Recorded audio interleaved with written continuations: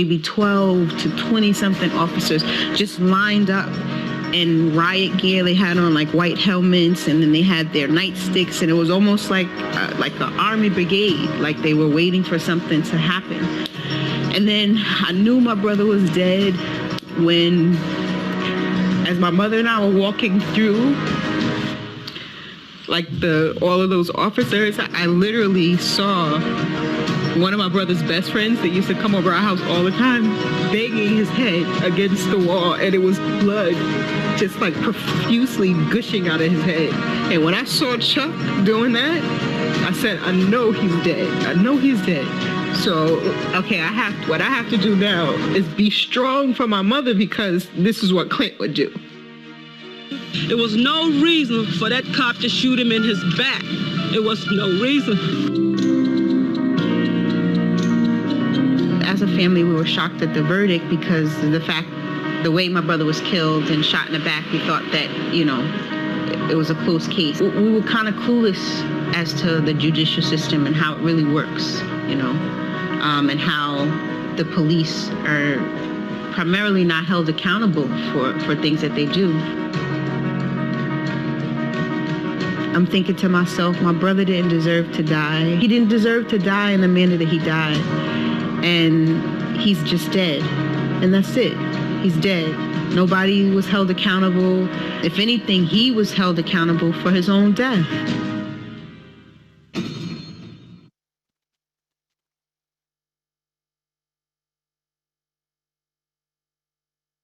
Dr. Wood and I are very sorry that Black Minds Matter for 2020 has come to an end, and we certainly hope that you will continue to have discussions about and promote Black Minds Matter and do everything you can to disrupt the school to prison pipeline. So it's been wonderful co-hosting this with the J. Luke Wood.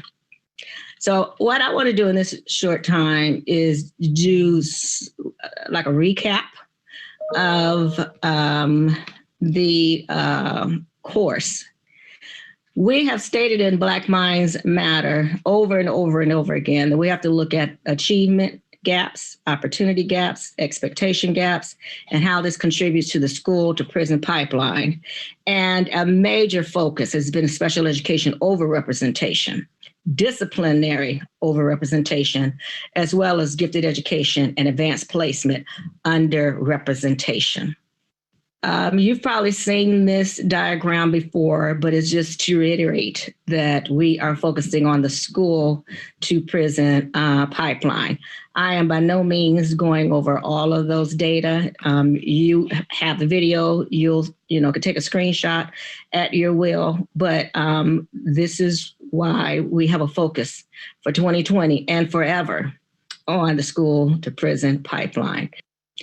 So for 2020, here are some major takeaways that Dr. Wood and I want you to consider. We have been talking about 3 pandemics and the social and educational implications of them, some more than others. COVID-19 clearly is a new pandemic, and yes, racism is evident, as so is classism in COVID-19. We've talked about poverty, unemployment, underemployment, as well as the working poor, different terms, but in particular, those definitely apply to Blacks. Underemployment, unemployment, and we are definitely the working poor, or what they're now calling essential workers. Last hired, first fired. And there is absolutely no question that a major theme, the fundamental theme, has been racism and anti-Blackness in particular. In terms of the racial pandemics, school to prison pipeline, as well as Black Minds Matter 2020, I want to summarize some takeaways for you. And this is from professors and faculty who presented, and they obviously reiterated that schools mirror society, that there is an epic and acute failure of schools, there has been little to no accountability to address inequities and racism. Cultural incompetence and the pretense of color blindness run rampant, and we have to address that with our primarily white teaching force. Deficit thinking was definitely a theme in many of the presentations, most of them, and again, anti-Blackness. So there was a focus on implicit biases, microaggressions, pathologizing our Black males, early adultification of our Black males, over and hyper policing, disciplinary injustices to repeat, special education injustices to repeat, and gifted education and advanced course injustices to repeat. I cannot, have this short presentation without mentioning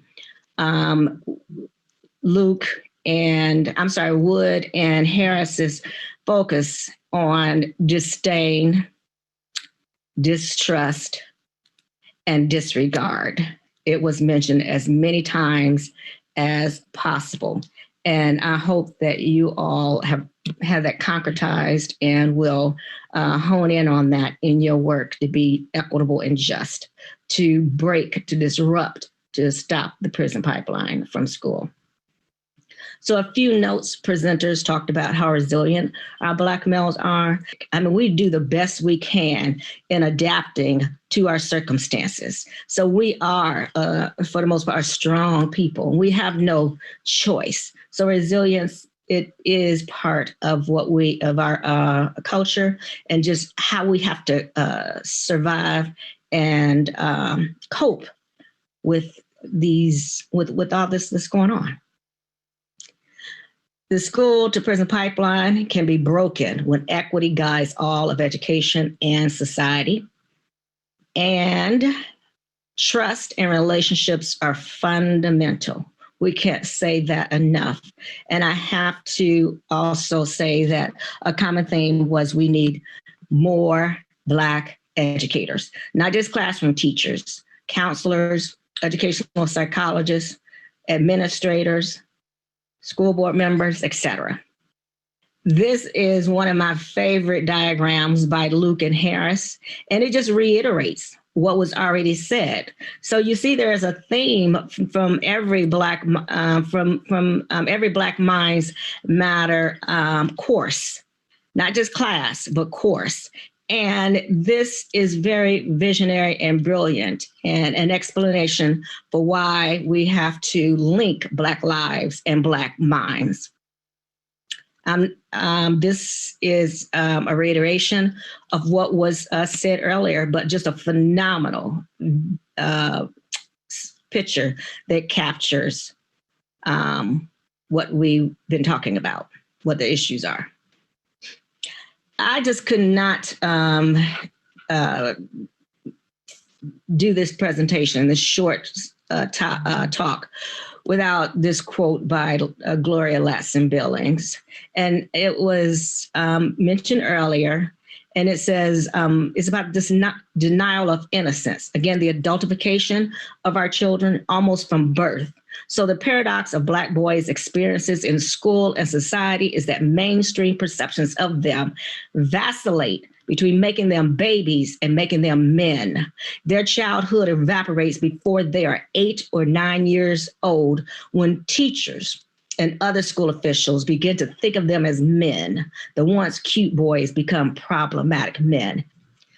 Again, keeping with this talk, the families, I want to say that Dr. Wood came up with this idea. And I'm just clutching my heart, my chest, my everything. This has been very emotional. And Dr. Wood, very visionary. And we also had support from Dr. Jamal Eric Watson from Diverse Issues in Higher Education, in helping us make connections. So the families were saying the same thing. And I don't know why I keep wanting to use this word epic, a damn epic failure of schools again. An epic failure of police who stop using the word kill and call it what it is, who damn murder innocent, defenseless Black males of all ages. And as one family has said, maybe more, they are cowards when you shoot somebody in the back. Age is irrelevant when it comes to these police brutalities. I was just looking at the news just in the last 2 days, where 2 different sets of teenagers, one in Georgia, I forgot the other place, were pulled over by police and held, handcuffed, and then held at gunpoint. That's just been the last 2 days. So this is what I mean. Age is irrelevant. They were teenagers. And then some were younger than that who got out the car in the Georgia incident and ran away. There were 3 of them, little ones, jumped out the car and ran away. This is about fear of police. And fear is an understatement. But I'm just going to say fear, tremendous fear of police. We work hard to achieve the American dream. We work hard to achieve the American dream. But what we are finding, and it's very dismal, is that social economic status, SES, so income, occupation, where you live, is irrelevant and discounted when it comes to police brutality. So we want to move our children to quote unquote nice neighborhoods. Well, then you're going to be told you don't belong there, or police going to be called because you're walking in the neighborhood, or your child is riding a bike in the neighborhood. I mean, the American dream is a mirage right now for far too many Blacks who just want to do what's right for and by their children. You saw that in these family stories. So we asked, and in particular it was Dr. Wood who asked, what about your request for police reform at the societal level, but also in our schools? Again, schools are a reflection of society. So we're just not going to get rid of, do police reform out in society, in communities. We need to do police reform, meaning school officer reform in the schools. So their recommendations were consistently that these officers need to live in the community that they police and they patrol. That builds those relationships and more that we've been talking about. Hold ongoing town meetings, not 1, not 2, but consistently hold town meetings. Collaborate. There must be collaboration among families, the communities, organizations, schools, the police, and not just police, but the entire justice system, or the injustice system right now. There must be anti-racist training for officers as well as for all educators. We need bills and laws, and the families have been rallying for there to be bills and laws named after their children, so as their sons, and so that this does not happen again, and that police are held accountable. And then last, we must continue to protest. Never stop protesting. So I want to also share this pyramid of success, which reinforces a lot of what all the speakers said. And student success is about effective and engaging practices. It's about relationship, trust, mutual respect, authentic care. And over again, we've had discussions about perceptions, in particular deficit thinking. I'm borrowing this from another session that I did earlier, not too long ago. And I called it the fundamental R's of education. So it's not just reading, writing, arithmetic. It's rigor, it's relationships, it's respect, it's relevance, it's responsiveness. And that means also no racism allowed in schools. Our families, Black Minds Matter 2020 will be incomplete without our families and all of the speakers. They have been powerful, and we hope and believe that you agree. Continue to watch these videos over and over again and share them widely so that we can affect change. Last, Einstein, many people, know him as, a genius. Einstein is more than a genius, or was more than a genius. Einstein was a humanitarian. And I hope that you will look into history and what he did for Black students during his time for college and more. He also was if I remember correctly, he was I'm just going to call it founder right now, of a group that was disrupting racism. All right. So we're talking about a man before his time. So the world, as we have created it, is a process of our thinking. It cannot be changed without changing our thinking. That's been a theme over and over and over again. So Black Minds Matter 2020, it has been my pleasure working with Dr. Wood. It's been my pleasure entertaining emails and having people ask questions because they really want to affect change. Black Minds Matter was designed to change lives. And I really believe that that's happened for so many of us. And I certainly would not be the same after this experience. I'm more empowered.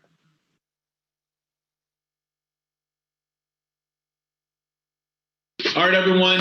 We're excited today to have the great Dr. James L. Moore III with us, who is a professor at The Ohio State University. He also serves as Vice Provost and Chief Diversity Officer at that institution. But beyond that, he is also a leading expert in our nation on issues facing Black students in education and has done extensive research in this. And so I'm going to go ahead and turn it over to Donna, because I know we've been looking forward to getting in the conversation with Dr. Moore. Yes, I'm excited to be able to have this dialogue. So thanks, Dr. Wood, and hello, Dr. Moore. Hello, how are you doing? I'm doing good. Good. Okay. When Dr. Wood and I were talking, we definitely came to the conclusion that we needed someone who had background in school counseling to address Black Minds Matters. So tell us what your thoughts are about the need for counselors in our schools in order to support our children. Black Minds Matter. Yeah, well, thank you. That's a great question. It's a question that I've been kind of working on for a very long time, being at Ohio State University. But before I answer that question, I think it's very important that I say thank you for you all bringing a lot of awareness around the importance of us kind of wrapping around and supporting Black students at a very high level. And as we know that it's a stigma, inferiority that follows Blackness everywhere it goes. And it's quite difficult sometimes to kind of rid yourself of that stigma. And what we know about labeling theory and sociology, once a group or individual put a label on a group or a group of people or a person, the label stays with them until the group or a person take the label off.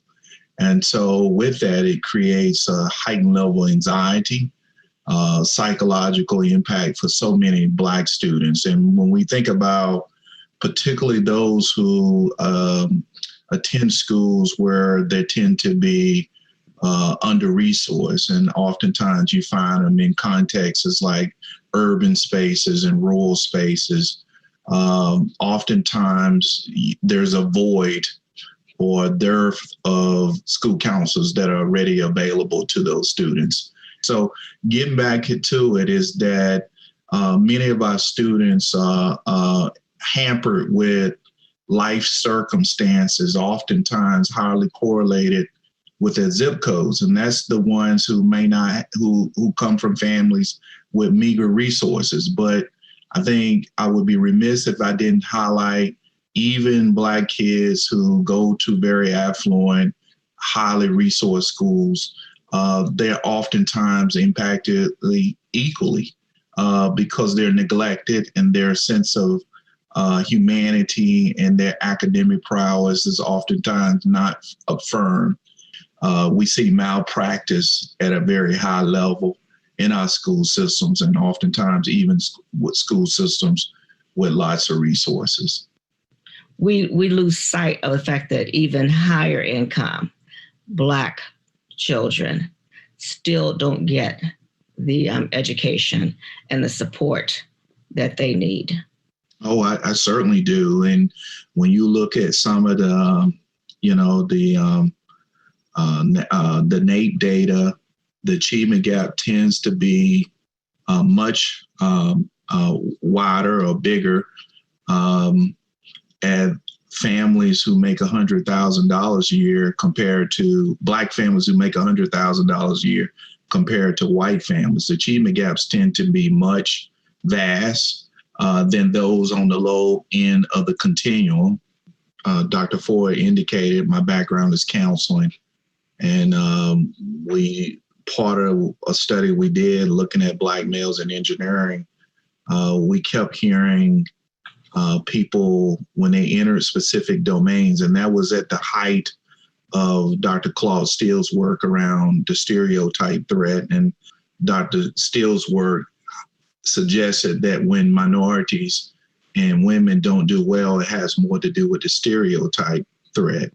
When they enter specific domains, it creates heightened level of anxiety that oftentimes impact performance. Well, in my work, I discovered that some people already knew about those domains, and in turn, they came even more prepared to kind of prove others wrong. But out of it, they got the academic outcomes, but it wasn't without psychological and emotional consequences, almost like what public health scholars talk about with the John Henry effect, about the Black male stud, sort of a tale that he was so good that he outdid the railroad, the automation machinery. And he did, but he died. And so I think what we're seeing, not only with Black males or individuals who in these top academic programs where they don't see other people who look like them, not to mention the teacher, they sometimes with such specific content, they feel like they have to represent the group. That's what I discovered. They got the outcomes, but oftentimes people didn't know what they lost emotionally and psychological to be in a domain where you feel like you can't breathe, metaphorically speaking. You're feeling like every move that you make is being analyzed or critiqued.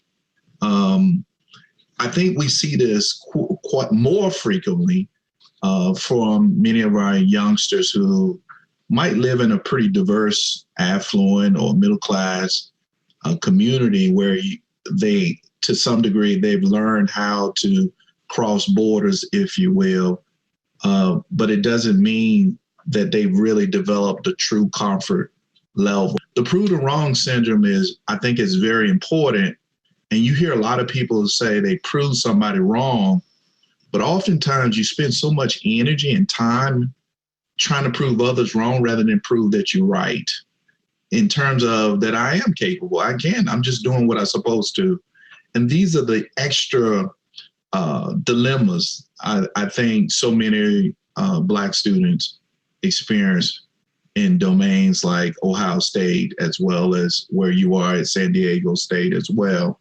oftentimes we discovered, and I hadn't published that part of it, is that many of the students, when you ask them if you could do it all over again, would you do the same thing? And people pause. And I see here increasingly that people begin to question, no matter how much success they have, whether or not it's worth it.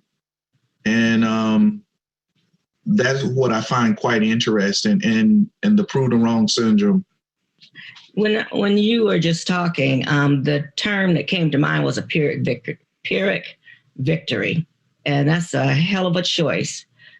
I have always believed that part of the education should be helping everyone reach optimal success. But our educational systems have failed too many children in general, but more specifically, Black children. But oftentimes, the psychological turmoil that they endure through their K-12, sometimes they break down. Many of the challenges that we have with competencies, Dr. Ford and Dr. Wood, I think it is higher ed has failed our K-12 system. And I know that's sad to say, is that they have produced the workforce when the workforce is not always adequate. I know we need to do something pretty radical as it relates to producing the workforce for the K-12 system. But I will say this, in education, what saddens me, we have a profession that everybody think they can do it better than we can.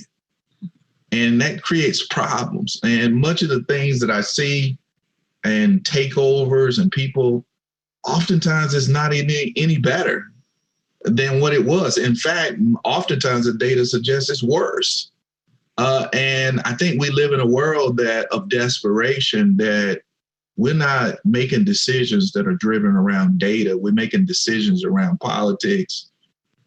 At this moment, during this upheaval, I think we all should do some deep reflecting and thinking about how vulnerable we are as a society, particularly as a nation. Our country is not just a moral, it's not just a social justice, it's an economic imperative, and it's a national security imperative that we make greater investments in our Black children. Well, with that, we just want to thank you for bringing your wisdom to Black Minds Matter.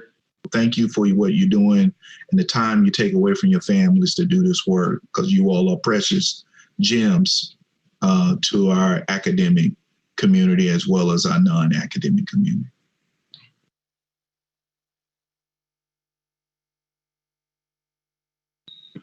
All right, everyone, so glad to have today a special panel that's comprised of our doctoral students at San Diego State University who've been part of this Black Minds Matter experience from the very beginning.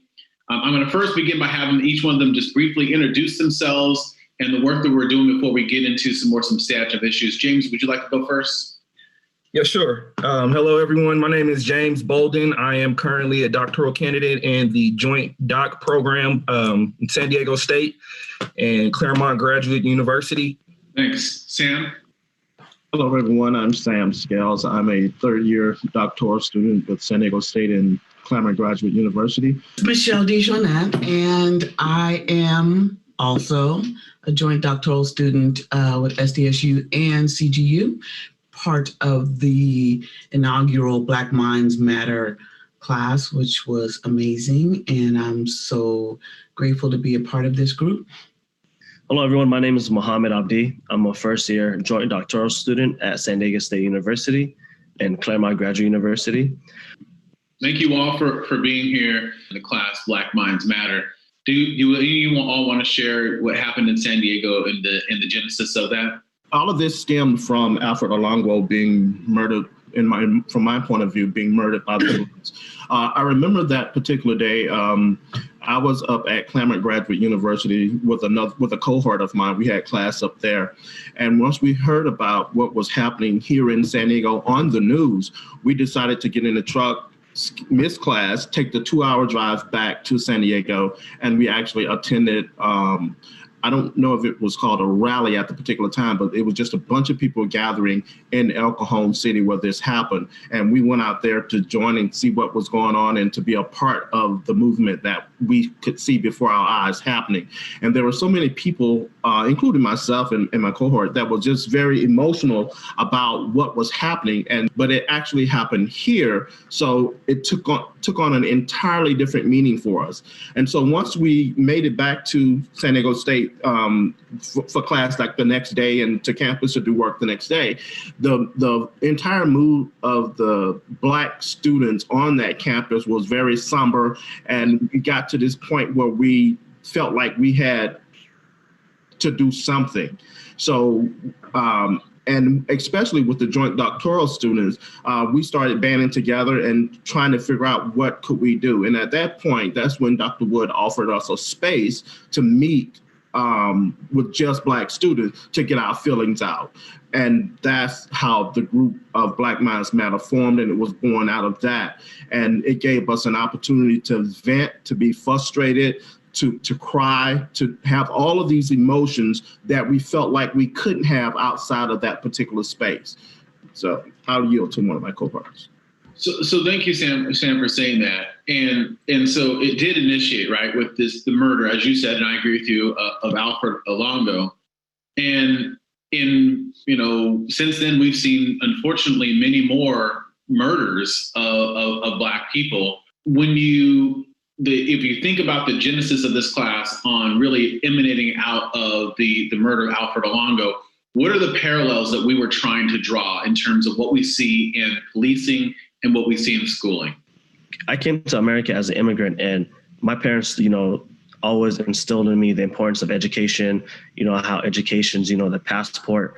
But it seems like in schools, they're not valuing Black minds. And if we take a look at the data, we know that in San Diego Unified School District, in the most recent report that we did, and you can see some of the numbers behind me, but in the most recent report that we did, we know that in kindergarten through third grade, they're 3 times more likely to be suspended than their peers. And that's egregious. These are, very sad statistics. And, the fact is, San Diego Unified is literally creating a preschool to prison pipeline. Yeah. And as a result, we're having, kids being suspended for very trivial reasons, such as, digging a hole in the playground. When I see a child digging a hole, I see a geologist. I don't see a troublemaker. And educators should value these brilliant kids. Yeah, and just so you know who are watching, the report that Mohammed is referring to is one that we co-authored along with Michelle, as well as Idara Essien, who I've spoken about in this class. And the report was titled "When They Teach Us," which was essentially we were drawing a parallel at that point with the Netflix documentary by Ava DuVernay, "When They See Us." And it's like this notion of like, when they teach us, when they see us in the classroom, how do they engage us? And we found, as he mentioned, that while their suspension rates are high across the board, that ground zero for the highest disparity between Black children and their peers wasn't in high school, it wasn't in middle school, it wasn't in latter elementary, it was in early childhood education. When students are developing their initial identities in school, having their formative experiences in school, and that's where we saw the greatest disparity. Michelle, what do you think about that? That's your area of specialty. What I'm finding is that we have this culture of punishment and not second chances, not social emotional learning, not given the benefit of the doubt, even in this climate that we're in right now, that we're quick to punish our children.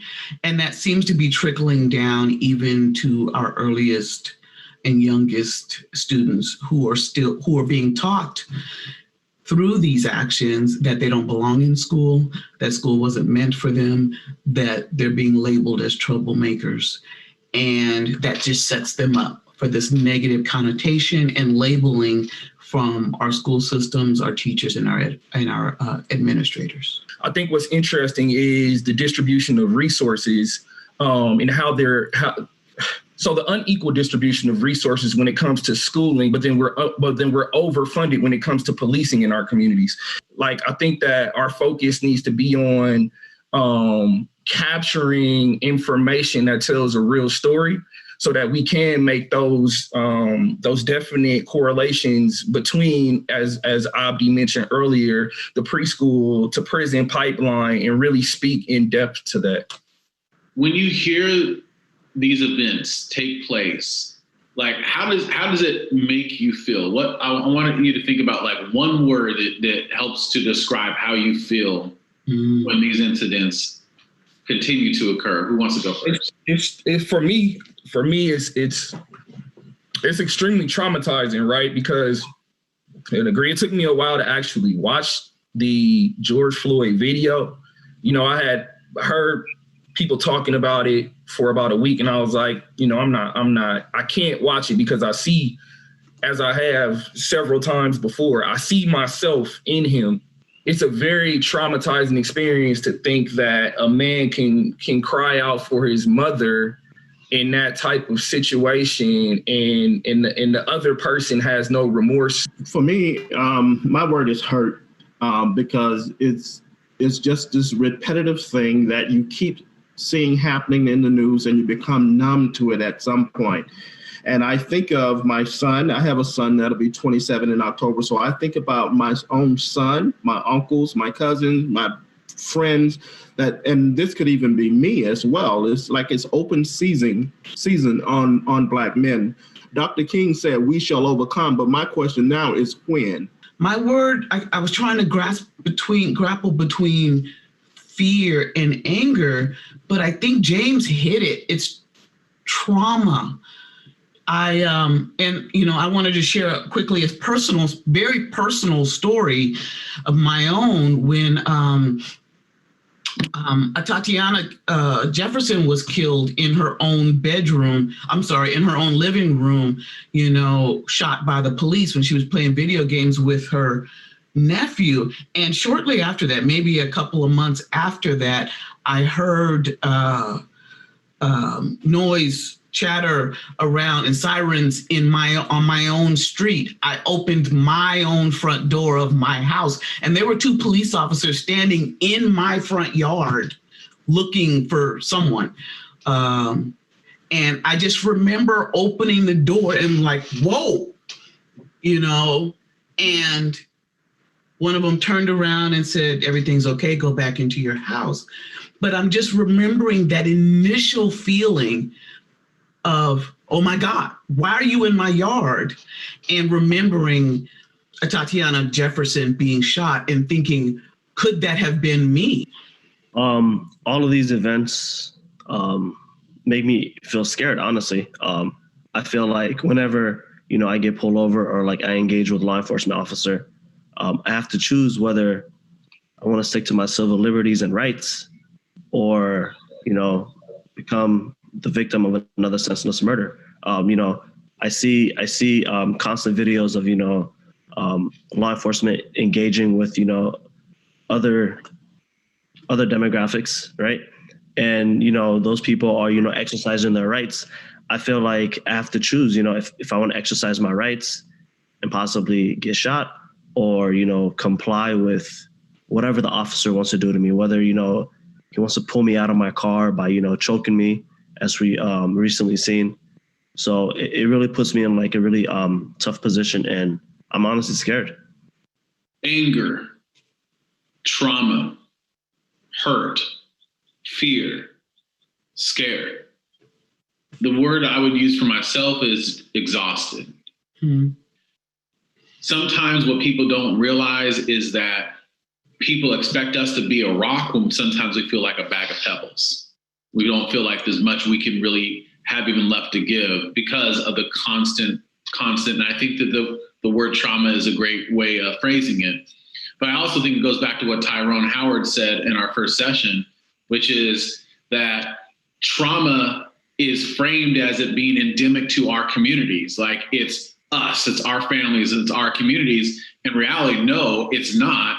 Trauma is specific to our society, to our environment, to what takes place in policing, but also trauma can happen in schools. Absolutely. Right? If you are a child who is constantly targeted by educators, you're singled out for punishment, you get harsher punishments, you're referred, you're suspended, you're expelled.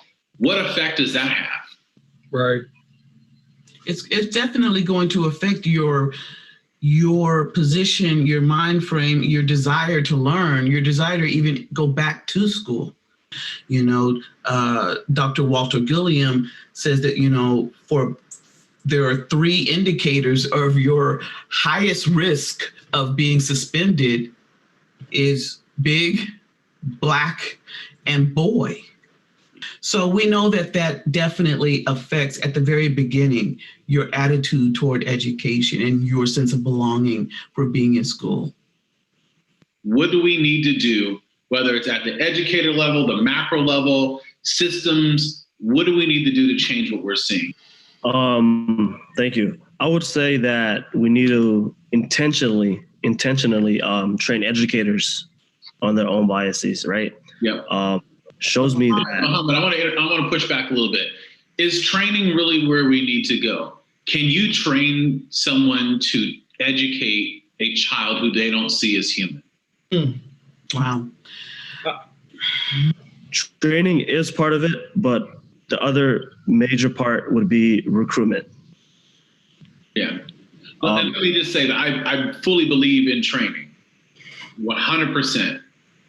But I also believe that there has to be a heart and openness to want to be different.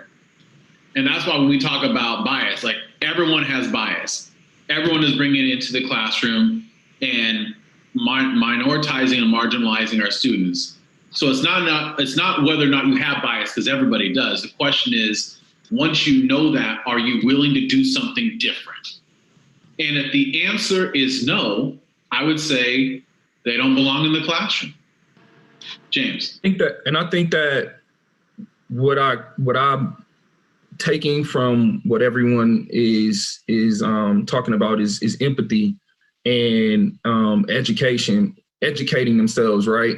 And I think that for educators in general, for them to not, as Mohammed said, for them to not, and also Michelle, see Black people as threats, then there needs to be a level of empathy, and they also need to educate themselves. I don't think that it's the students' responsibility. I think that it's the educator's responsibility. So when I say that they need to educate themselves, I'm specifically referring to culturally. That way they have some knowledge on, you know, some background things when it comes to Black people, Black students.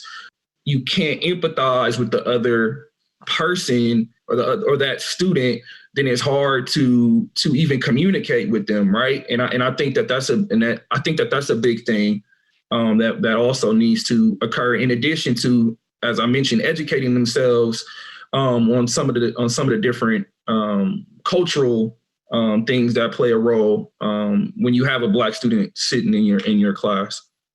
And I agree. I worked for San Diego Unified School District for 10 years. And I got to see tons of things happen there in that district. But I don't think it takes, and I want to make sure that I preference schools. We should fund our schools, and the schools should have money to do what they need to do. But I do not think that you need money to treat people fairly, and especially children that you're teaching. I don't think it requires money to treat people decently and like human beings. You treat people as you would want someone to treat your student.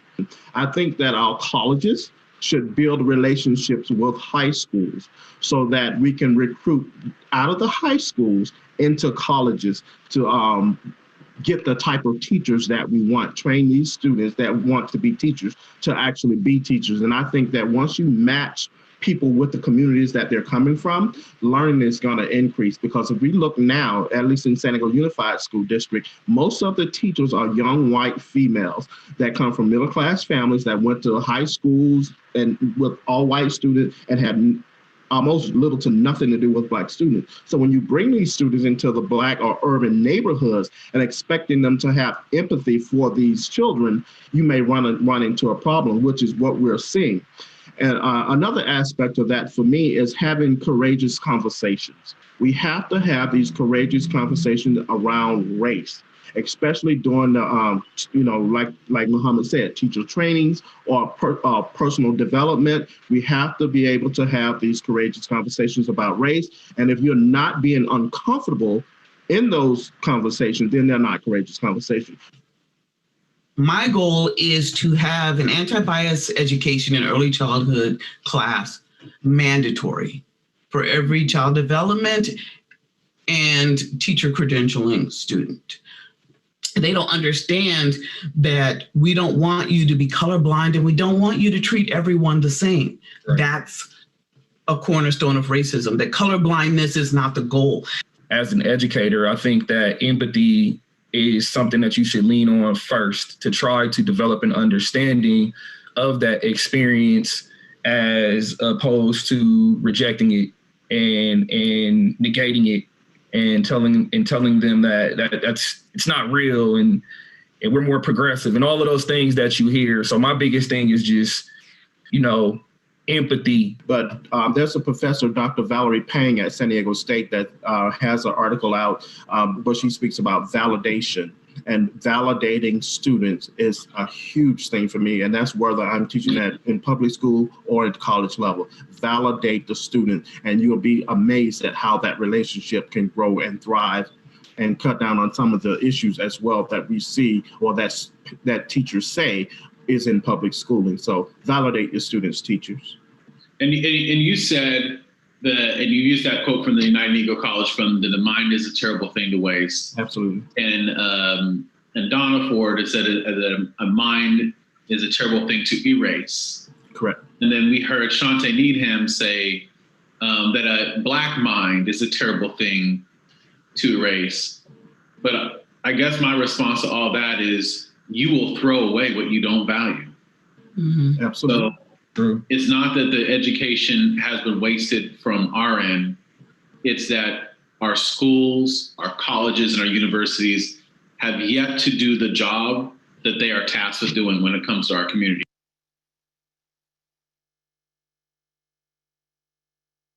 So first of all, a welcome and thank you for being part of Black Minds Matter. What we do in this course is that we draw parallels between how Black lives are policed and some of the similar challenges that we see in how Black people are treated in schools. But what we'd like to begin with is a discussion about Phillip, and was wondering if you can feel comfortable telling us, what happened and how that's affected the work that you both do to this day.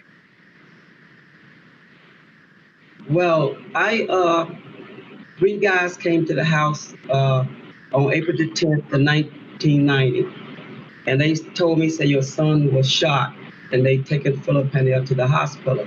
At that point, we didn't know that he had passed or what have you.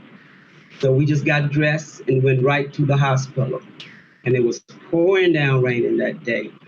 And when we got to the hospital, it was a flare of a lot of police around there with gears on, and my relatives was there.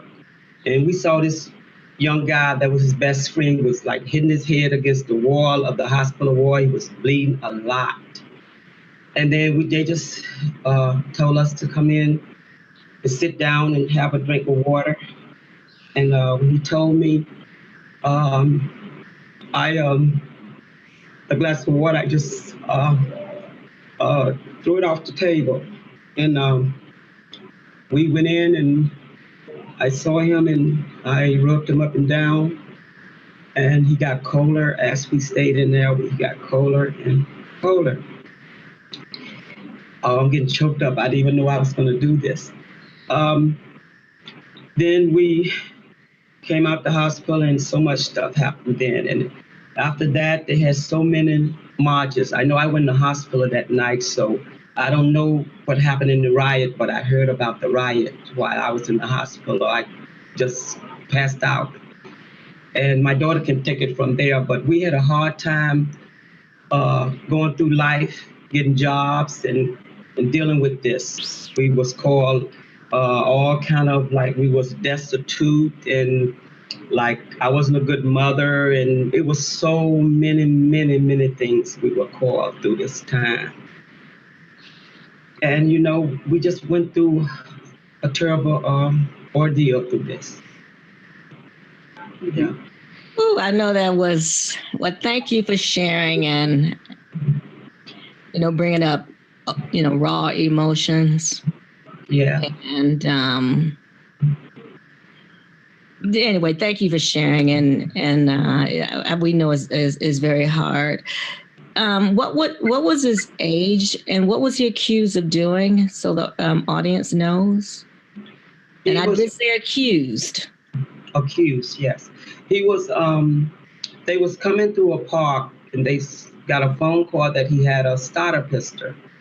And when he seen the cops come, it was him and some friends, some boys just walking through the park. And he ran. So when he ran, he gave up. He had his hands up in the backyard with a 6-foot fence around him. And the cop that shot him said he was reaching for a gun. But the autopsy shows that he had his hands up in the air with a 6-foot fence surrounding him. And he gave up saying, "Don't shoot, don't shoot." And they shot him in the back with his hands up. First, they came out with a no indictment. So the prosecutor said to them, when they brought this young man and wanted to talk and tell what he's seen, they didn't want him to speak. So they said, we're going to go back through it and do it over again. And they got the jacket, they put it on his, whatever way they did it, put it on his body and seen that his hands was raised in the air. So that's why he got an indictment. We went through hell. I'm wondering why was my son reaching for something or whatever, but it came out that he had his hands in the air and was shot in the back with a 6-foot fence surrounding him, saying, "Don't shoot, don't shoot." What was he like growing up? Oh my goodness, he's the most friendliest. A lot of parents say, "Oh, your child didn't do this, your child didn't do that," but this is the truth. He was more friendly than my daughter. I'm not gonna lie. He was one. He never disobeyed me in anything. He never talk back to me. He said, Mom, I'm not gonna do that. I can't do it. When I said he couldn't go out to party with his friends, he used to just have his eyes used to get like teary, but he never disobeyed me, not in my knowledge, and never talked back to me, and always shared everything, always shared. He loved people. He just loved friends. He just loved people himself in general. And that's the truth.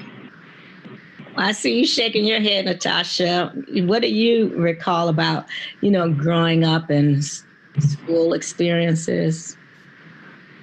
Yeah, I mean, like my mother said, my brother was really a nice person in general. Like he always wanted people around him to be happy, his friends, even people that were like kind of like his allies in a way where he didn't really hang out with them as much, even through like passing through the town of Teaneck when we would ride our bikes, or we had a commemoration, the first in 29 years, where his friends were able to share, and they shared, the teachers shared, that taught my brother from pre-K to up until the 8th and 9th grade. All of the teachers and his friends said the same thing pretty much. Like, you know, people, like he would be walking down the hall and even people that didn't really affiliate themselves with him would speak and be like, "Oh, what's up, Phil?" And he would turn around, smile at them. So he was really a good person to be around, you know. He was one of those people that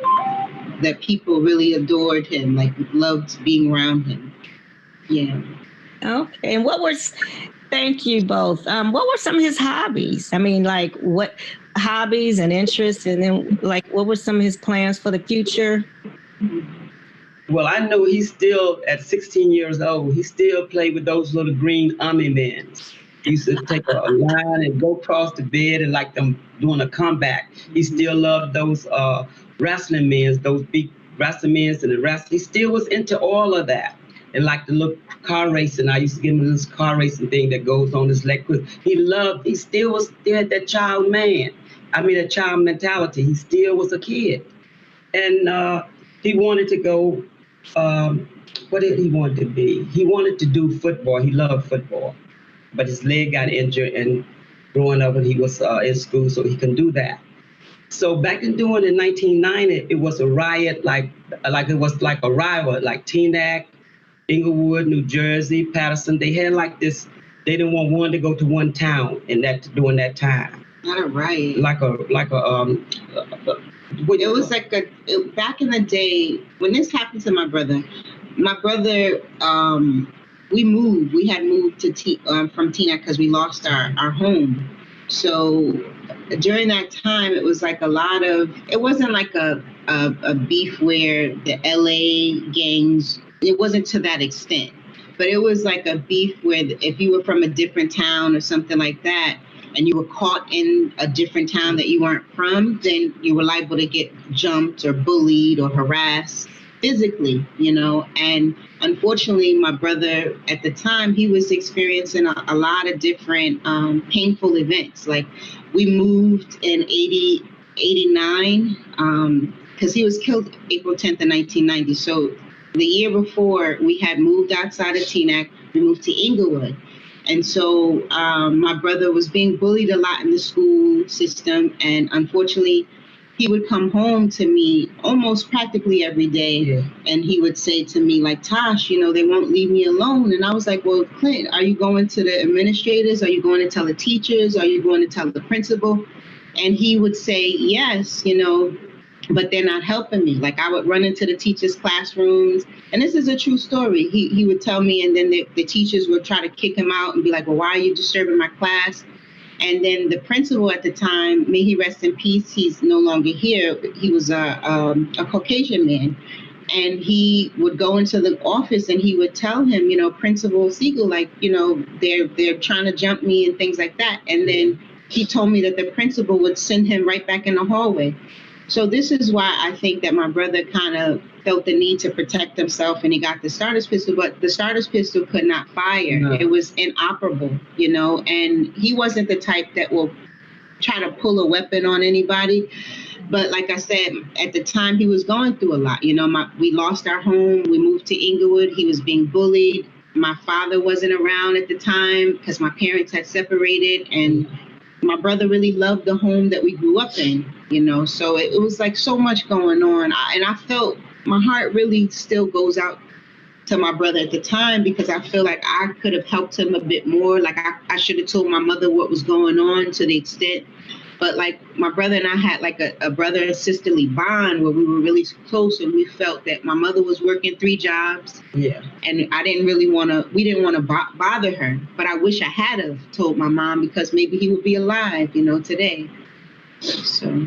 Yeah. And then I just didn't sit to let him get beat up like that. So I signed him up for the Job Corps. Mm-hmm. And the week before he got killed, he was supposed to go to the Job Corps that Monday, but that Tuesday, and he didn't, because a mother's not going to just stand there or see their child hurt, not a true mother. So I had to get him out of that environment. So that's why I was going to send him upstate New York to get his education to the Job Corps, and he was accepted.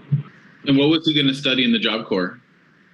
He was going to... I think he was going to take up something like carpentry or something like that, because he was good with his hands. Like my mom said, he was, up until 16, he still played with the G.I. Joe men. So he would like build like forts and have a string coming from one side of the room to the other side of the room, and then have them like zip line across the room, Mm-hmm. So... I see a picture behind you. Yes. Yes. And this is a Phil, correct? Yes. Yes. This is right up until he was killed. Yes. Yeah. And then I see it on the right-hand side, I just want, what does the rest of it say? I just want to live. I just want to live. Mm-hmm. Yeah. So I want to go back to something that you said about the principal and how the principal responded. Because one of the things that we've been doing in this class is looking at how Black people in general, but Black boys in particular with a lot of these cases are undervalued and criminalized by police officers, but how similar things happen in education or just a lack of care and regard. So you mentioned that challenge with the principal. Were there other challenges that had come up and you know that you'd experienced before? Yes, I took him one day to probation, and my daughter and we went to probation to take him there. And it was more boys his age there from Teaneck and Inglewood, you know, going to probation. Mm-hmm. So we was gonna leave him there to talk to his officer. And as we was going out the door, I heard all this noise behind me. It was boys in there jumping him. All those boys jumped on him, and right there in the probation, right there. And so I goes back there. I said, "That's my son. Please get off my son." So when the boys heard me speak, they got off him. But the officers there, they didn't do anything. They seen them jumping, fighting each other. They didn't do anything. So I told him, I said, "I'm bringing my son here that you told me to help him, and he's in a place that he's not safe here." And he got jumped. And I said, "What am I supposed to do? You telling me to bring him here, and you're going to talk to him about things." But he was there, and they still jumped him right there in the facilities. He was jumped right there in front of my eyes. And I couldn't believe that. I could not believe it. So what facility was this? Oh, I'm sorry. I'm sorry. So the school system in many ways failed him. And then the juvenile system added to it and failed. So it was a double whammy. That's right. That's right. And I do hear you saying, you know, you and you too, sister, we're trying to do the best to help him, and here you come up to with these roadblocks. That's right. This is why, we have Black Minds Matter with this focus on the school to prison pipeline, because we want to we want people to understand and to know that is parents and families, we're doing the best we can. Yeah. So when now this will also be sensitive, perhaps, okay? So when you hear about George Floyd, let's just use that example, among others. Right now I'm thinking about Tamir. What is his name? I don't know why I'm drawing a blank. Tamir Rice. Tamir, and that was in Cleveland, where I'm from. Yeah. Okay. Really? But when you hear about these police incidents, what comes to mind? Where does your mind go? What do you do? It just never changed from 30 years ago. I mean, it never changed. I mean, my daughter and we never got over this. We try to go on with our lives, but how can we go on with our lives when you hear of things like this happening all the time? And they always say, an unarmed boy, a young Black man is getting killed. What about the ones that don't have no weapon at all on them? Just get shot down, running away. How can you be a threat running away from a police or anyone? How can it be a threat? I'd like for somebody to explain that one to me. How can you be a threat? There's a lot of young boys out here got away. Their lives didn't need to be taken. Even if my son had came home that day, they know where we live. He still would have been alive today. He didn't have to die. He didn't have to die that day. He did not have to die. Not that day. Thank you. So in terms of where policing needs to go to be better, you know, what do you all think needs to take place? Well, I personally think that definitely the laws should change. You know, my mom and I are working on a bill to hopefully that will be passed within the state of New Jersey called the Phillips Law. And that will consist of if an assailant or someone who's fleeing from the police, or whether they're fleeing or not, and they have their hands raised up in the air, and the police just, disregards that and then still shoots them, that they should be prosecuted.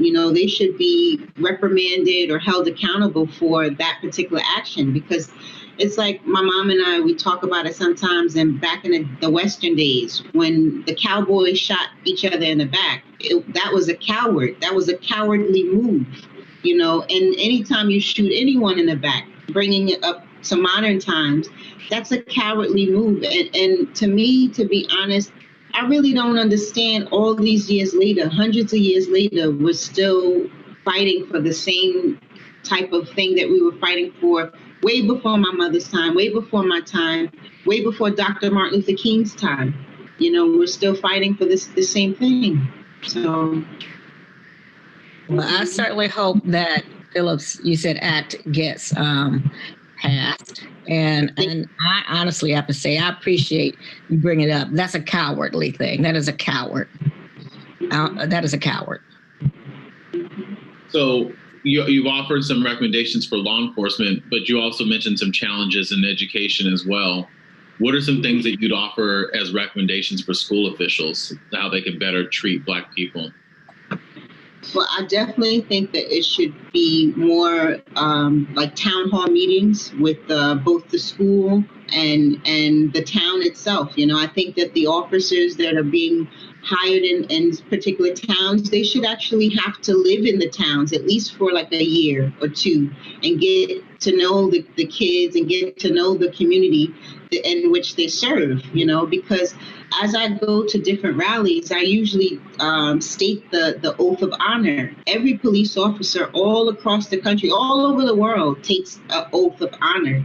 And I didn't memorize it, but like within that oath, it states that they will always honor the communities in which they serve. They would honor the Constitution. They would honor they would call out their peers, if you will, if their peers are not doing the right thing. And this is not the case.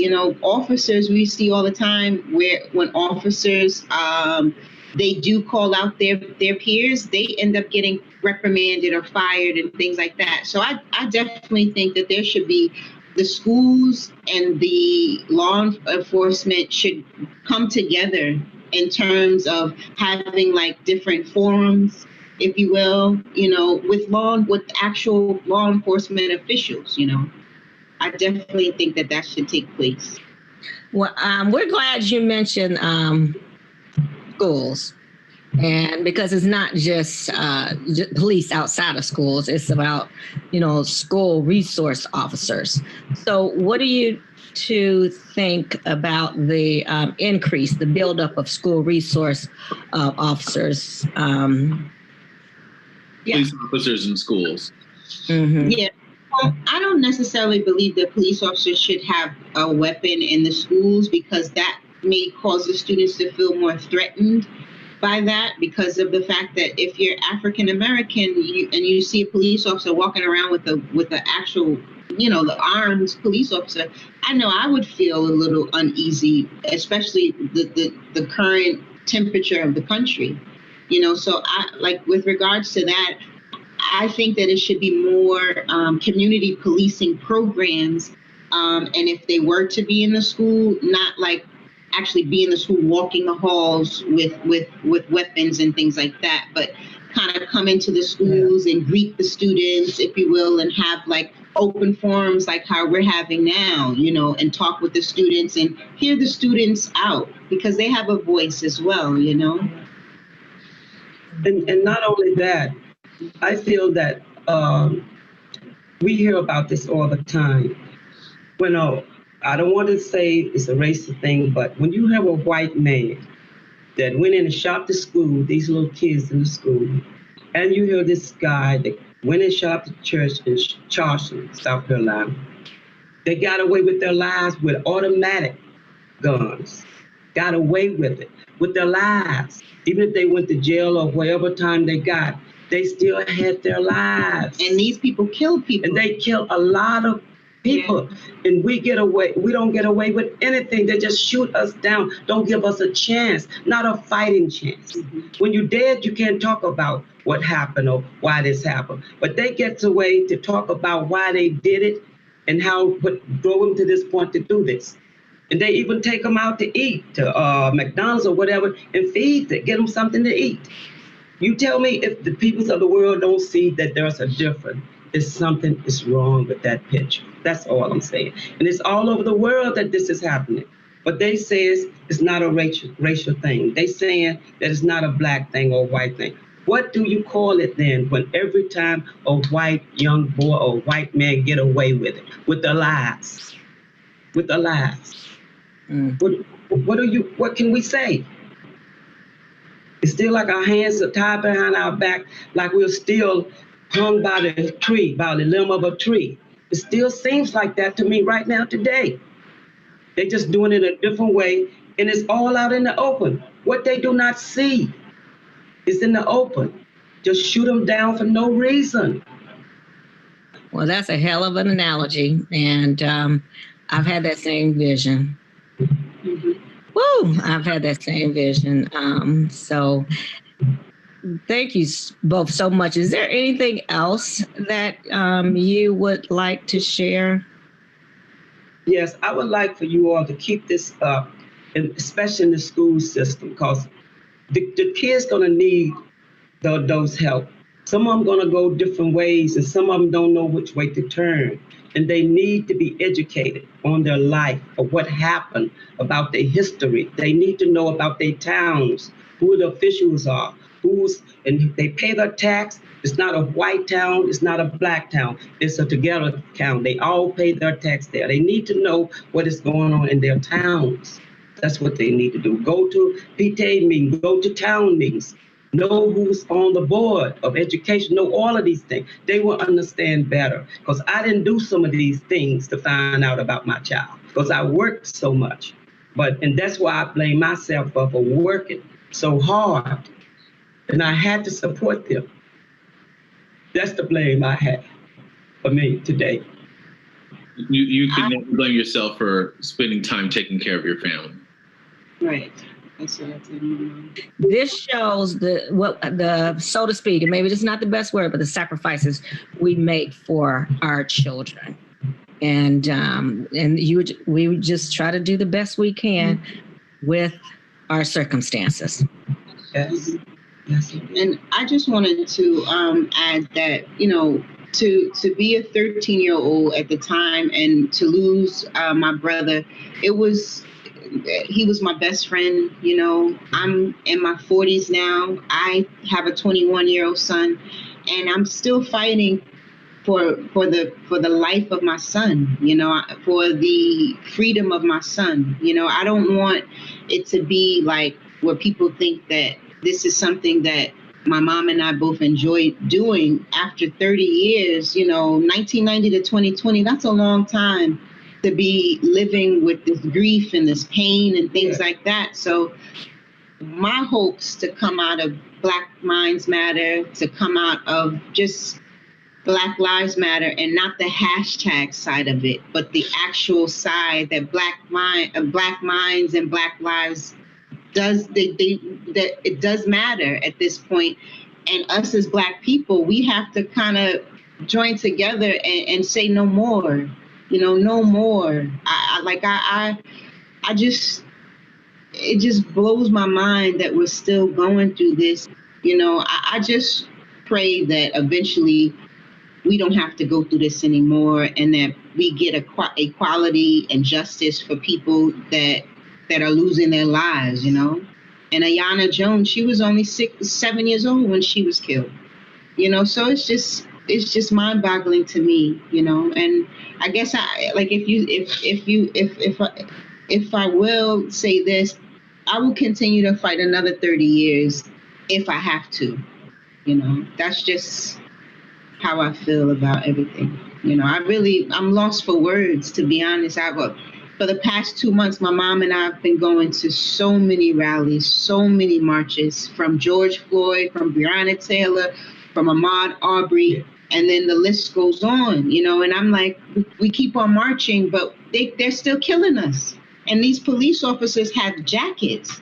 It's not like this is the first incident. Spaff that killed my brother, it wasn't the first incident, So maybe the schools can connect with law enforcement and try to find out, like, if there are bad apples out there, let's stop these bad apples before they kill again. How can we support you in the work that you're doing? Either with the legislation that you have going on, or through donating to any foundation work you might be doing. How can we support you? Well, we just started the Phillip Pannell Foundation, so we have a scholarship fund that we're going to be offering to Teaneck High School students, and we're hoping to expand that to offer to other students throughout New Jersey.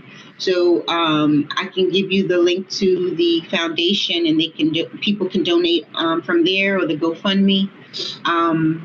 Also, just, have more of these forums. I know my mom and I, we both don't mind talking about it and sharing our story if it's going to help prevent it from happening again, So just continue to do the work that you're doing. And we really humbly appreciate the work that both you and Dr. Ford are doing, Yeah. Appreciate that. What is that website for the foundation? Do you know it offhand?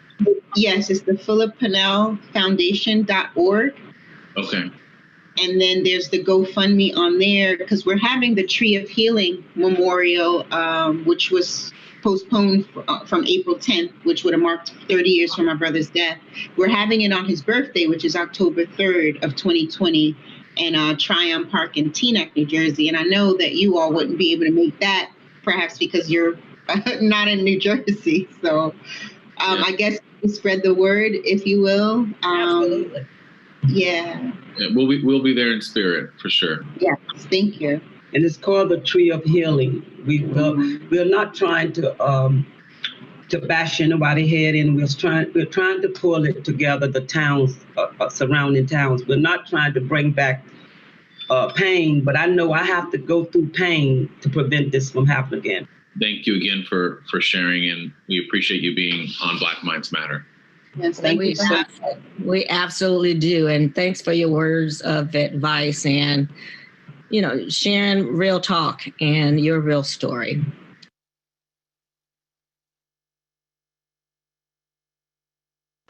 All right, here's another classroom session on Black Minds Matter. And Dr. Wood and I are pleased to welcome as our classroom speaker for this session, Dr. Fred Bonner II, who is a professor and an endowed chair at Prairie View A&M University. Equally important, Dr. Bonner is the executive director of the Mach 3 Center, which is doing a lot of work in terms of creativity and gifted education. And I want to say not just a colleague, but a good friend. Absolutely. Thank you, Dr. Donna. So I'm excited to be here. I appreciate you, and as a dear friend, you and Dr. Wood, and I really appreciate what you're doing via this particular series, because I think the message that you're getting out is super, super important. So the reason that I focus on the P20 pipeline is that I feel that we cannot make systemic change unless we look at the systems. We don't understand many times that if we bifurcate, we can't bifurcate and only look at higher ed. And I always would ask my higher ed colleagues, so what are the folks doing over there in P12? Do you know anything about Common Core standards? Do you know anything about AP? Do you know anything about gifted and talented education? And when they would shrug their shoulders, I would go, well, you can't be a true educator. You can't educate Black males unless you understand where they came from. So it has to be a focus on P12 and higher ed, because it truly is the pipeline. Hence my focus on P20. To truly affect change for Black males, we have to look at this as a systemic issue and systemic fixes for the pipeline that go across the system. So whenever I'm out, I actually do a lot of consulting with school districts with P12. I do a lot of consulting with higher ed, with community colleges, with community agencies. And my main area of research and focus has been on academically gifted and talented African-American males. And so many times I'm out in school districts and I'm consulting with folks who don't look like me. So, and many times they want to know, how do I identify gifted and talented African-American males? You know, what should I know? How should I approach this? So the very first activity that I have them to engage in is I put up this collage and I ask them the question, who is gifted? Who's gifted? And you will find invariably individuals looking at just using phenotype, the brother in the center that ostensibly looks like he's a doctor. So absolutely gifted, they would say. The brothers in the far left corner who look like they're at an academy, that's Urban Prep Academy in Chicago. Tim King, my frat brother. They would say that they were gifted. And then as you move up, if you didn't know, Lil Wayne up in the left corner was Lil Wayne, if he was just a brother in your class. Many would say, you know, with the tattoos, maybe not so much.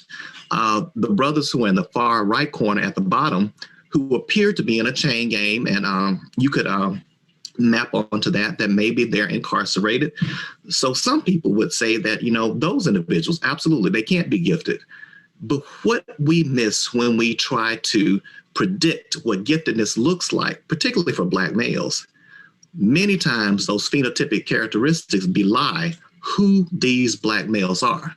Because we know from the literature that some of the most gifted people on the planet are people who are behind bars. So that has nothing to do with their academic potential. Many times their gifts and talents are what got them there. So the tattoos, the brother who's sagging, the gold chains, the gold teeth, that has nothing to do with the intellectual capacity that these brothers could bring. Hence, my research has focused on, I wanted to know how that brother who comes from that side of the tracks, who comes from that family, who comes from that community, who comes from that background, low SES, or all of the attendant things that would say to those in schools that this brother shouldn't be successful, yet he's sitting in your physics class with a 99.9 average. That brother has been able to overcome what we call deficits, deficit-based modeling, the things that say that he's not successful, he's not capable, he doesn't have the capacity to achieve. And I have spent my entire career, just as Dr. Ford has spent her entire career, is trying to disrupt the deficit model thinking. Some of the most gifted, talented, and creative individuals that are out there, especially if they're Black, are behind bars. That's right. And not enough people are studying that. I'm glad you focused on it. I'm glad you said it. Just because you're behind bars, a gated community, doesn't mean that you're not talented. Here's another snapshot from the SHOT report. I would encourage the audience members, if you get an opportunity, Google SHOT, S-C-H-O-T-T, Black Boys Report. And the SHOT Foundation, they put out a report every, I want to say 3 years. It could be 3 or 4. But anyway, periodically, they put out a report. And the report is absolutely positively free. So if you go to the SHOT Foundation, to their website, and you will see it has download free report. And it's one of the best reports out there that gives like a holistic perspective of how Black boys are doing in the United States. What you're seeing right now is a screenshot. And what I love about it, you can click on each one of the states and it's interactive, and it will tell you how Black boys are doing. It uses the NAEP data, the National Assessment of Education Progress, also called America's Report Card. And this gives you a very, very holistic rendering of how Black boys are doing. Again, math, science. And you will see from the legend there that the dark red state graduation rates below 50%. The pink states graduation rates between 50 and 59%. Light green, 60, 69, dark green, graduation rates 70% and above. And what I've historically said about this map And particularly when we get to the dark green states, you don't see a lot of brothers in Maine, New Hampshire, Montana, South Dakota. So you have to be very, very careful. And I tell my doc students this all the time. Don't just rely on the facts and the stats that people write down until you disaggregate and really truly understand what it means. My two primary words in my doctoral courses, or when I'm teaching research in particular, is problematize and deconstruct. Problematize this information and deconstruct what it actually means. So go beyond the narrative that's just given to you. Very quickly, here are a few things from the SHOT report, and I just want to highlight, you see here in red, I have information that shows how we only graduate roughly 59% of Black males from high school. But you see right here, just to tie into what Dr. Wood has done, we see here that Black males are being pushed out, stopped out, run out of our school systems and being pushed into school to prison pipeline because they don't have the grounding. They're not getting the academic grist for their meals to ensure that they are being successful in the academic context across, again, the pipeline. And I need to start using that more myself, with being pushed out. Mm-hmm. And then I remember one of the co-author reports by Dr. Wood, I think it was called Get Out. And then it was a longer name, for California. But it's not just about dropping out. It is about being pushed out, kicked out, and whatever other terms you used to make sure that, unfortunately, our children, our Black boys in particular, are just out of school. And I know many of you have seen this slide, this visual before, but I think it brings up an important point. Dr. Ford has been relentless in her discussions about equity. And I typically say when I'm out giving this presentation, particularly when I'm out working with school districts, I share with them, and I routinely present at the National Association of Gifted Children and the Texas Association of Gifted and Talented. Very, very involved with them being here in Texas. And I always show this slide and I share with the audience that, it's important not to get your E's twisted. Sometimes we get our E's twisted. And what do I mean by that? Equity and equality are two different things. Not only are they two different words, they carry two different meanings. If you didn't know it, let me tell you, they're different. So the things that we do by way of equality, many times we try to map those things over and say that equity is the same thing. Very classic example. One of the books that I share with all my students, I tell them, I know a lot of you like to read the contemporary things and you kind of cast aside the older stuff, but I'm old school. There are some seminal works that I feel that if you are in education that you must read to say that you're an educator, or even to be an educated person. And one of those books is by Jonathan Kozol, K-O-Z-O-L. It's a 1985 book, and it's titled Savage Inequalities. And in his Savage Inequalities, Kozol does a great job of showing the difference between equity and equality. He uses as archetypes a school that's high SES, Cherry Hill, New Jersey, and a school that's low SES.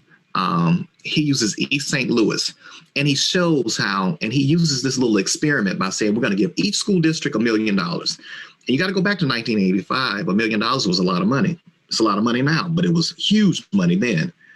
He gave money to those two different school districts. And guess what? The high income school district did all of the things that you would expect a high income school district to do. At that time, back then it was just, Apple IIe's and computers were just really coming into vogue. So they added new computer spaces, computer rooms. They added additional pool, horses for the equestrian club, so all of the accoutrements that you would expect parents in a school district that was high income to add and to do. Well, guess what East St. Louis did? Low STS school district. They purchased toilet paper for their restrooms. They did repairs to physical plant and all of the things just to get themselves to a point where they were at the starting point where some of the higher income school districts were. Equity, equality, two different things. Don't get them twisted. Here are some of the challenges that we see. And again, a lot of this goes back to some of the early work that I did, some of the early work that came from Ford, from Trotman, from Grantham, from a lot of the individuals very, very early on who set the roadmap and really outline what some of these issues are. But going across decades of literature and going across all of the reading that I've done in my own research, all of that kind of coalesced into these areas that I highlighted in red. Many of the problems that we see with giftedness, high achievement, with ensuring that we're not pushing these brothers into the school to prison pipeline and ensuring that we have more in gifted and talented in advanced placement. Here are some of the attendant problems that lead to them not being in these areas, being underrepresented. Deficit modeling, how we define giftedness has a lot to do with it. Identity development issues. I teach college student development theory. My main area is higher ed administration. And one of the courses that I routinely teach is college student development theory. And we talk a lot about identity development. And it's really, really important to understand that identity development is really going to be very closely associated with race and gender and sexual orientation and some of these markers that we don't ever think about. Just to put it out there, that falls right in line with what I'm talking about here with identity development. We have, I have a new book. It's a co-edited book that's coming out January 2021. It should hit the press, what's already at the press, but should be made available within the next couple of weeks. And the title of the book is Square Pegs, Round Holes, Alternative Student Affairs Development Frameworks. And the reason we put this book together is that so many of the models, I mean, whether it's higher ed or K-12, they focus on white male populations, white identity development, and they really don't give a good rendering of who we are as people of color, who we are as minoritized people, who we are as individuals who fall outside of this white male cultural diaspora. So what does it mean to be a high achieving Latina in engineering? What does it mean to be Native American in a higher ed space? What does it mean to be low income and LGBTQ? So these are the things that this book, Square Pegs, Round Holes, is going to attempt to provide some scaffolding for people who really want to dig into how people go about their identity development who fall outside of those mainstream notions about identity development. And Dr. Donna, as I kind of move us towards the end here, just wanted to put this up there. As we look at three of the primary reasons, and a lot of this comes from the prior work. You see Dr. Ford here, 1995, Bonner, Grantham. I call these the big three. Primary reasons that we see Black males, Hispanic males being underidentified for gifted and talented programming goes into this whole notion of a teacher referral. You know, that ties back to the first activity that I shared with you. They don't know what giftedness looks like and what it really, really is. So therefore, they don't recommend, they don't refer. Another major reason is standardized testing, test performance. And that's a whole lecture. Dr. Ford and I could talk about that. We can go on for 3 hours just about testing alone and how standardized testing has severe negative implications for truly identifying gifted and talented anybody, particular students of color. And then finally, CHOICE, choice. And what do I mean by that? You have Black students, particularly Black males, who choose not to manifest and show their gifts and talents because being gifted is not cool. Being gifted means that you have to go into that class down the hall with all those white kids and being in that class with the white teacher who doesn't think I should be there in the first place. So that's not a benefit to me of manifesting my gifts and talents, to be taken away from my friends and being placed in this gifted and talented course with no cultural representation of who I am. we talked about the deficit modeling. I'm just going to move us forward. Here, just briefly going to put this up there. Ford, Harris, Tyson, and Trotman. This is one of my favorite slides. Whenever I'm out there consulting, I usually get school districts, and I have the teachers who attend, the administrators to think about, here's what Ford et al. Identified as some symptoms of deficit thinking. If you had to identify the top three, what would they be? And how would you go about addressing them? Now, of course, professional development sessions are never long enough to truly get in, truly get folks to work. I have been lucky and blessed enough to be able to do a couple where we had a day and a half, 2-day forum where we really got to do homework, and I really got to press the folks on not only seeing this information, but thinking through some viable solutions. And I want to close. I'm just going to briefly step through. This is one of my books. Dr. Ford wanted me to mention the very first book I did was a focus on 2 gifted African-American males. It was case studies, and it's titled Academically Gifted African-American Males in College. So if you Google academically gifted African-American males in college, Bonner, it'll pop up. And with that said, I think I'm going to stop right there. I'll leave. Here's my model, kind of like a rendering of the AGBME model. Well, Dr. Bonner, thank you for giving us this pipeline in a different way. And so, thank you for a very interesting and informative class presentation. And I hope that the class, that students will reach out to you. As close as email, fabonner@pvamu.edu. Hit me up.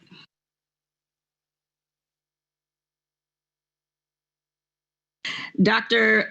Wood and I are happy to have another speaker for our class, and this would be Dr. Gilman Whiting from Vanderbilt University. As some of you know, I left Vanderbilt last year, and one of the difficult parts about leaving was not being able to see my friend and colleague, Dr. Whiting. So with that brief introduction, and there's more that could be said, but with that brief introduction, I want to hand it over to my friend, a dear friend, and colleague and scholar, Dr. Gilman Whiting. Thank you, Dr. Ford. I appreciate you and Dr. Wood's efforts, as I wrote to you personally and let you know that the impact that the Black Minds Matter program is going to have is going to be etched in history. A lot of people who don't know of its existence yet will catch up to it, and it will be something that both you and everybody took part in it can be proud. 3 years ago or so, I think when he first started the program, I was contacted at Vanderbilt to do one of the Monday Night Live and then the series that went through. It never happened, but I so wanted to be a part of it. So at this time, I'm glad that I could actually get on here and talk to you all, as well as all the listeners that are coming in from all over. And the subject that you all are talking about, and the people and the presenters and the family members are just heavy. I've been watching all of them, and it just weighs heavy on my mind, because I want to bring you back to kind of like the roots of my background. I'm going to share with you all a screen as I'll talk in the background. This is something that Fred Hampton says. You've got to face fact that some people say you fight fire best with fire, but we say you put out fire best with water. We say you do not fight racism with racism. You've got to fight racism with solidarity. And that is something that is most powerful in this day and age, the powerfulness of this. I remember seeing as a young kid in Providence, Rhode Island, going over to the MLK Center on Prairie Avenue, seeing a picture of a gray, grainy background of a Black man laying on a table with holes in his body. Oh, they were black circles. Didn't know they were holes. And then I came to find out later on that it was the Black Panther Party leader, Fred Hampton and Mark Clark in 1969 in Chicago. Later on, of course, they would find out that they were wrongful suit, and they got almost $2 million for the two families. However, the point was that this was a government-sanctioned execution, and they killed Fred Hampton and they killed Mark Clark without any retribution at all. Now, for just to back it up, I was just talking to a colleague of mine, and we're talking about this COVID-19 situation and kids coming to school hungry and how we're going to feed them, and they're spending so much time. How do we social distance and all that? So we're talking about having the kids come in the morning to eat breakfast, and then a couple hours later they'd be eating lunch. So it's kind of interesting how this program, we don't know, has its roots that go back to the 1960s out there in Oakland, California, that went all the way across the United States to places like Providence, Rhode Island, through Detroit, through Chicago, through Philadelphia. This is something that one of them wrote in a co-founders wrote, Huey P. Newton, Dr. Huey P. Newton wrote, he said, I did not have one teacher who taught me anything relevant to my own life or experience. Not one instructor ever, and it's awoke me, but it's actually awoke me to the desire to learn more or to question or to explore the world of literature, science, and history. All they did was try to rob me of my sense of my own uniqueness and worth. In the process, they nearly killed my unique urge to inquire. So when we think about what happens in the 1960s as it moves forward, we see a connection, because the brother was on just last session, probably the time this aired will be 2 sessions ago, who talked about the history. And I'm talking about the immediate history that actually is affecting us today. And we're looking at the replication of issues. And we're also looking at how, if we don't work on doing something with the education, then the probability of them ending up in the prison industrial complex in some form, shape, or in a graveyard are highly likely. Over the years, as Dr. Ford said, the scholar identity model came out of me working primarily with Black and brown teenagers who were young fathers in Indianapolis, Indiana, a place called Fathers and Family Resource and Research Center. And here we had several dozen young men and boys who all they had in common was that they were either fathers or fathers with women in utero. So they're going to be fathers. And what we're trying to do is reconnect them with their families. So I want to find out, how can we retain more of these young men from the beginning of the program to the end of the program? And I started looking at things like how they felt about themselves, identity. And thus was a formation of the foundation, if you will, of my doctoral research, which became the scholar identity model. So when we look at the scholar identity model from the bottom up, there's only, like the Maslow's hierarchy, there's only one that really holds place, and that is self-efficacy. What we believe with self-efficacy is that if, in fact, a person cannot fathom or cannot believe that they can do something, then they probably won't. The next one would be future orientation. Future orientation just talks about having a vision. Having a vision. I recall being a young kid and saying my vision only went as far as the end of the block. I could not see next week. I could not see next year. How do we plan and help kids and their families plan for 6 months, a year? And during this time, it's very difficult to plan because days run into each other. Calendars don't mean anything anymore. We're starting to dislocate ourselves with regards to time. So future orientation, planning something, 3 years, 5 years, 10 years. For an elementary school kid, it could be next week. It could be Friday. We have to get them thinking forward to the future. Why is it that as a high school student in Boston, I didn't think about college almost until my junior, senior year? And that's only because people were trying to recruit me for athletics. That's not how it should be. I work with my daughter. She started looking at college as soon as she could walk. Willing to make sacrifices. In order to do some of these things, we have to be willing to give up some things.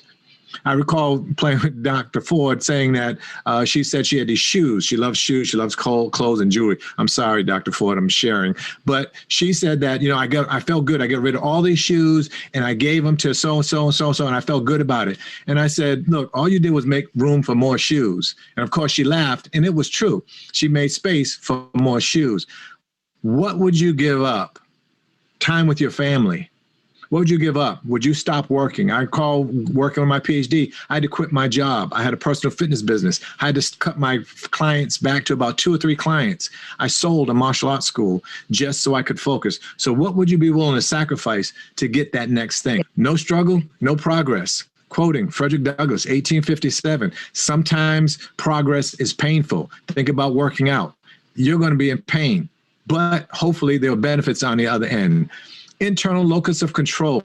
When we look at internal locus of control, we're saying that we're taking responsibility for our own actions. We're not going to blame somebody outside of ourselves, although there might be some responsibility on someone else. We can't control that. We have to control what's inside of us. Without that control, we give it over to someone else. I don't want to hear about spirituality or religion in this instance, because we know that if you walked up on top of a bridge or a house or something and jumped off, no magical hand's going to come out and catch you. That's just not going to happen. So you need to take responsibility for your own actions. So we're talking about self-advocacy here. When we think about how we're moving forward, doing something, we have to think about how people think about effort versus luck, versus something that just happens to them. We have to think about the time and the struggle that we put into something versus someone else putting it in. So I always say that, you know, a straight A to me doesn't matter if you didn't work for it. And also, if you didn't put the effort into something and you fail, the fact is that you put your effort, you fail, as Denzel Washington said, you fail forward. You don't fall back. You don't shy away from a challenge. But effort for me is something that I highly push in my own child. And I think that that will be the longest lasting benefit I could give her. Who we are in the center of these 9 constructs is this notion of self-awareness. Who are you as a person? You know, I'm kind of happy I grew up when I grew up, and I know the further I go back, the worse it gets. But one thing that wasn't bad for me growing up was that there was a saying that I'm black and I'm proud. I didn't know why. I didn't know why James Brown was singing it. I didn't know why the Afro was so cool. I didn't know why wearing certain things was so cool. But I do know that I had a feeling of power, of success, a feeling I wasn't ambiguously identified. It's like I was Black. There was no, see, because we say we're from up South. People think that the North is so much different than the South. And we forget we have 2 or 3 waves of migration from the South to the North. And I was part of that generation, that second generation that saw Huey P. Newton come out of Louisiana. And we saw these folks go out to Oakland and these other places and form these organizations to help. So self-awareness was very, very strong in this model, because until we know ourselves, we're just going to get lost. That is a problem. And the sooner we figure that out, the better off we'll be. Our next construct is achievement greater than affiliation. We always say that there's so many things that we look at when we say that friends are very important. When we move on, academic self-confidence. We used to make a joke about this during the Scholarly Identity Institute. If I walked into a room and I had a football under my arm, which I've done sometime, or basketball under my arm, without even saying anything, the young men will jump up, run to the first